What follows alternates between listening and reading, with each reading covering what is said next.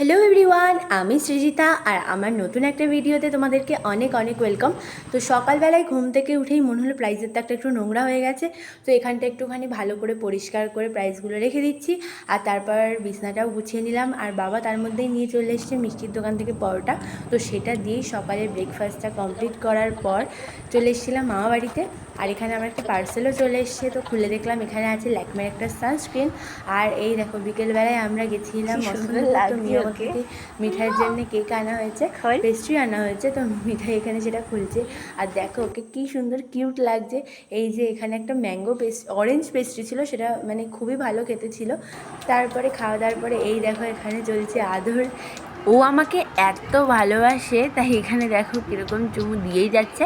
আর তারপর তো বাড়ি চলে এসেছিলাম, আর প্রচণ্ড খিদে পাচ্ছিলো বলে বানিয়ে নিলাম ডিম দিয়ে এরকম একটা ম্যাগি।